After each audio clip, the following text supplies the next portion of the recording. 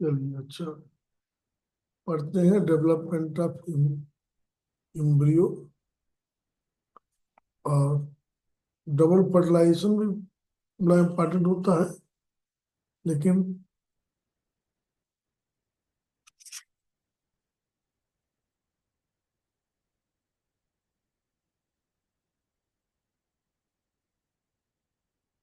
Development of dicot embryo,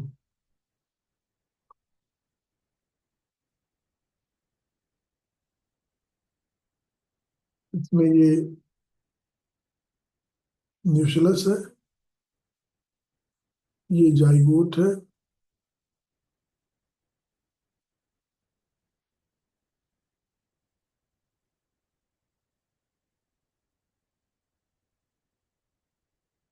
ये दो भागों में बटेगा। एक सेल बेसल सेल हो जाएगी,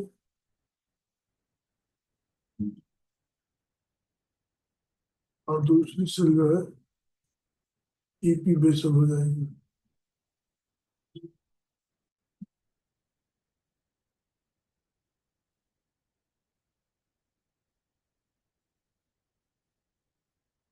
बेसल सेल में ट्रांसवर्स डिवीजन होगा,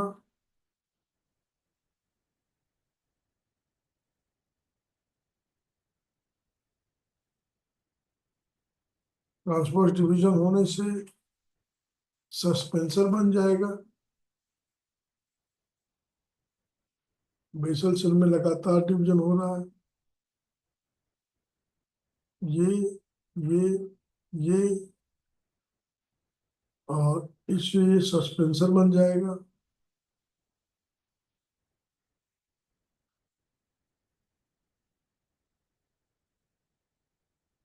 सस्पेंसर हो जाएगा, और ऊपर वाली सेल जो है ईपी बेसल सेल है, इससे प्रोएम्ब्रियो बनेगा। इसमें दो लॉन्गिट्यूडिनल डिवीजन होंगे और वन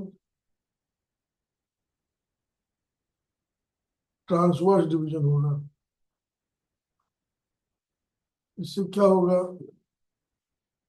ये जो सेल है, एक लॉन्गिट्यूडिनल डिवीजन, दूसरा लॉन्गिट्यूडिनल डिवीजन, और ये ट्रांसवर्स डिवीजन होगा।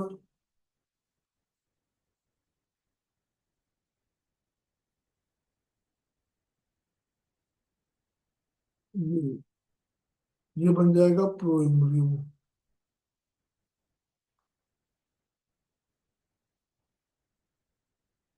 प्रोएम्ब्रियो, ये बन जाएगा सस्पेंसर।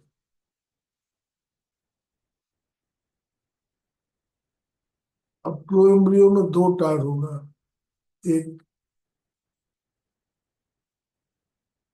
नीचे वाला टार होगा, एक नीचे वाला, एक अपर टायर होगा, एक लोअर टायर होगा। जो अपर टायर है वो कार्टिलेडॉन बनाएगा, लिम्यूल बनाएगा। अपर टायर जो है ये लिम्यूल है, और ये कार्टिलेडॉन बना रहा है, ये अपर टायर बनाएगा। ये प्लीम्यूल है,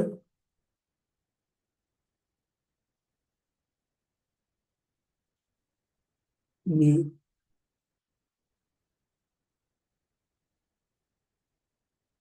कार्टिलेडॉन है। इसके बाद कार्टिलेडॉन के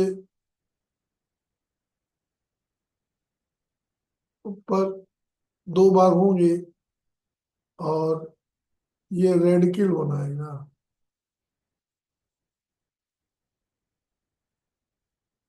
रेडिकल, अब कार्टिलेडॉन के जो ऊपर होगा ईपी कार्टिलेडॉन, और हाइपोकार्टिलेडॉन बनेगा यहाँ पर। जैसे आप देखते हैं कार्टिलेडॉन है, ये हिस्सा जो आगे बढ़ेगा ये ईपी कार्टिलेडॉन होगा, और ये हिस्सा जो बनेगा, ये हाइपोकार्टिडोन होगा। ये प्लूम्यूल है, प्लूम्यूल का डेवलपमेंट ऐसे देख रहे हैं। ये जो है हाइपोकार्टिडोन है, हाइपोकार्टिलिडोन।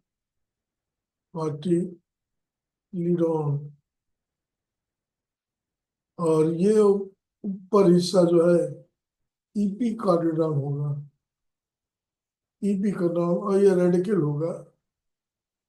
और रेडिकल का कुछ हिस्सा सस्पेंशन से बनता है। और ये सेल जो है हास्टोरियम का काम करेगी,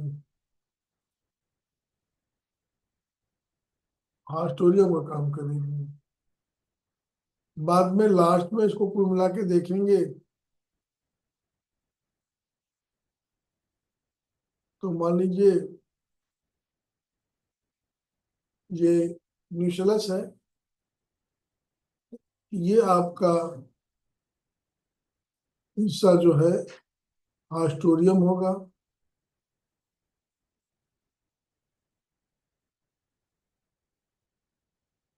हास्टोरियम के बाद का हिस्सा सस्पेंसर होगा।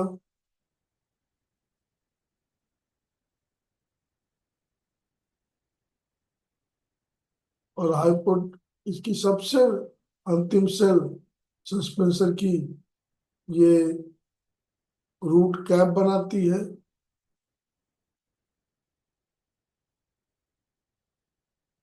और रेडिकल बनाती है। बाकी हिस्सा जो है, नीचे वाला हिस्सा रेडिकल बनाएगा। और रेडिकल के नीचे हाइपोकार्टिल होगा। कुछ जगहों पर हाइपोकार्टिल का डेवलपमेंट होता है, कुछ जगहों पर ईपी कार्टिल का डेवलपमेंट होता है। ये प्लूम्यूल है और ये कॉटिलडॉन है।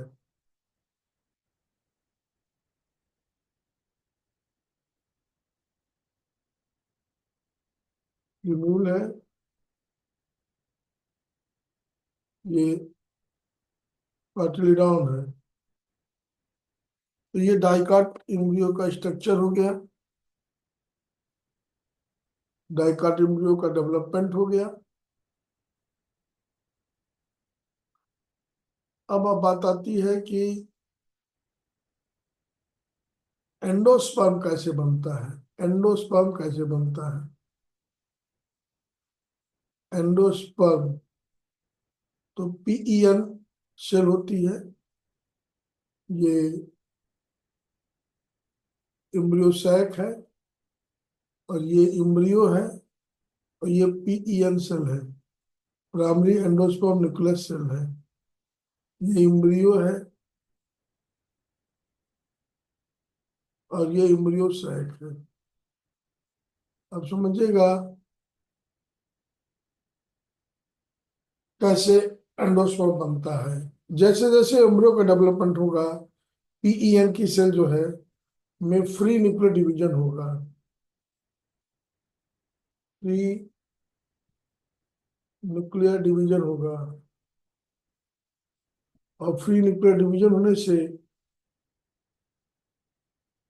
इसमें तमाम न्यूक्लियस बन जाएंगे, बीच में वैक्यूल बन जाता है, ये वैक्यूल है। और ये आपका एम्ब्रियो डेवलप हो रहा है। इस तरह से धीरे धीरे पहले जो है ये फ्री न्यूक्लियर साइटोप्लाज्म है, इसमें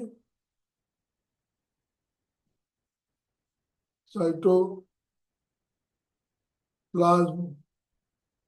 having a number of cell with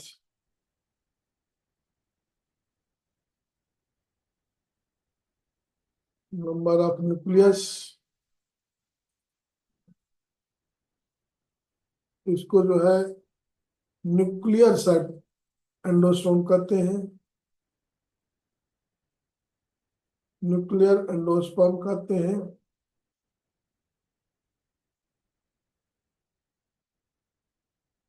और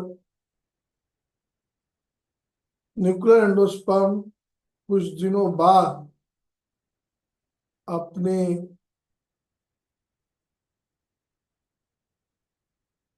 पेरीफेरी में जो सेल्स होती हैं,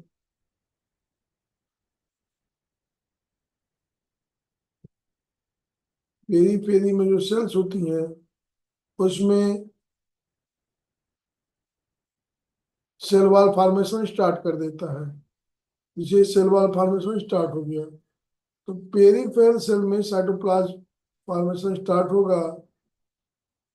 बाकी जो बीच वाला हिस्सा होगा उसमें न्यूक्लियस वैसे कि वैसे ही रहेगा।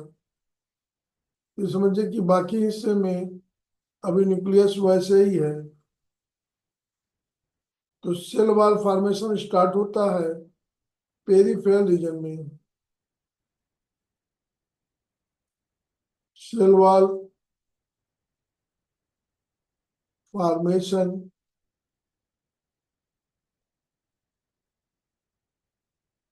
starts in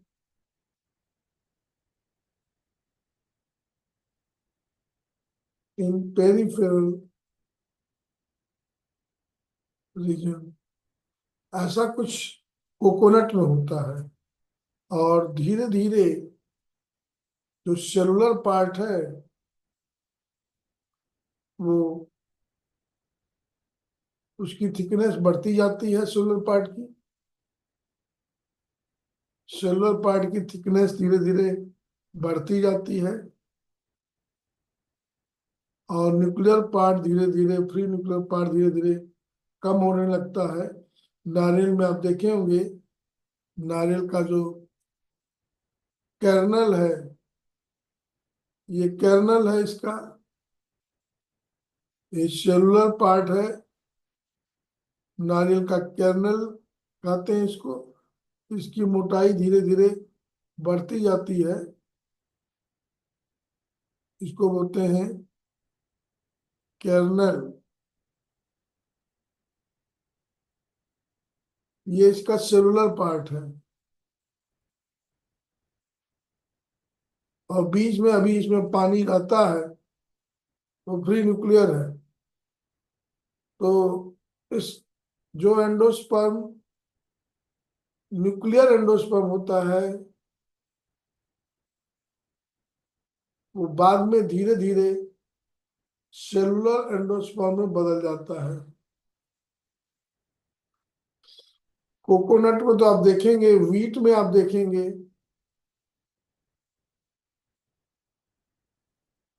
आप राइस में देखेंगे,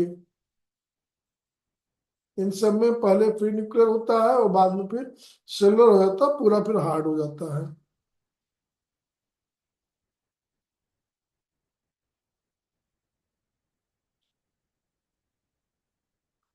और जो टेंडर कोकोनट होता है, जो कच्चा कोकोनट होता है, टेंडर कोकोनट, उसमें जो वाटर होता है वो वाटर जो है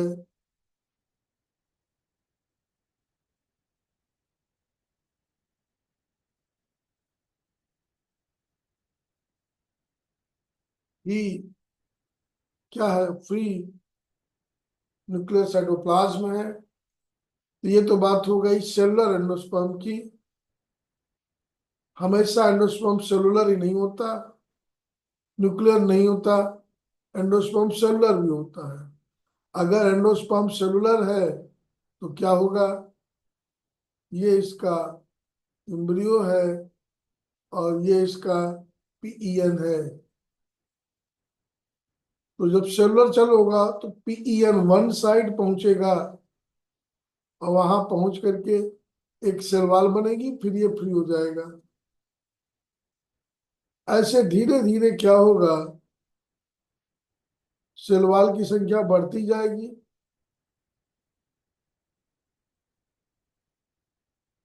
और पूरा ये एम्ब्रियो जो है धीरे धीरे सेलुलर एम्ब्रियो में बदल जाएगा।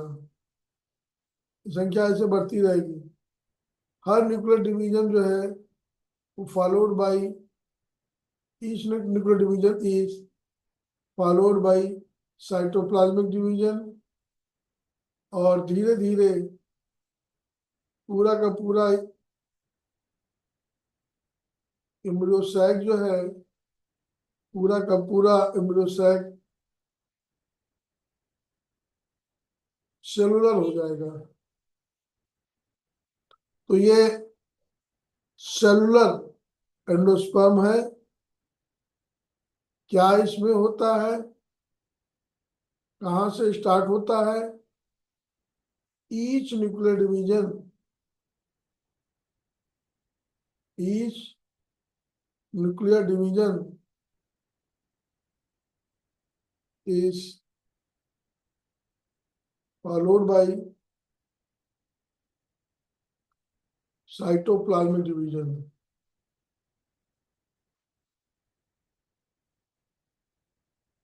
ये सेलुलर एंडोस्पर्म है। एक एंडोस्पर्म हेलोबियल होता है। उसमें क्या होता है? उसमें पहला पीईएन इस पूरे एंडोस्पर्म को दो भागों में बांट देता है।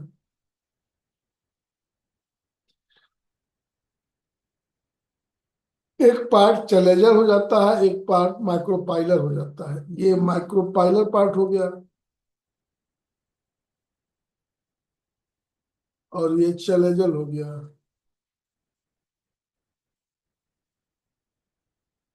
इसके बाद दोनों पार्ट में फ्री न्यूक्लियर डिवीजन स्टार्ट होगा। Free nuclear division started in both part. इसमें भी फ्री न्यूक्लियर डिवीजन होगा और यहाँ भी फ्री न्यूक्लियर डिवीजन होगा। धीरे धीरे ये हिस्सा डिजनरेट करने लगेगा और इसका जो फ्री न्यूक्लियर डिवीजन है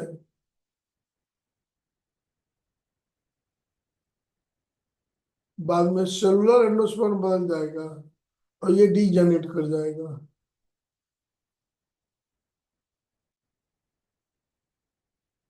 इसको बोलेंगे हेलोबियल।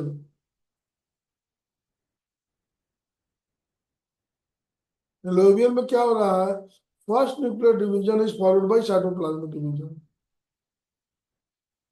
इसके बाद other division is free nuclear. तो दोनों भाग में जो है फ्री न्यूक्लियर एंडोस्पर्म बन रहे हैं और फिर छोटे वाला भाग जो है डिजेनरेट कर जाएगा और बड़ा वाला भाग बचा रहेगा। बाद में ये भी सेलुलर हो जाएगा। ये तो बात हो गई टाइप्स ऑफ एंडोस्पर्म।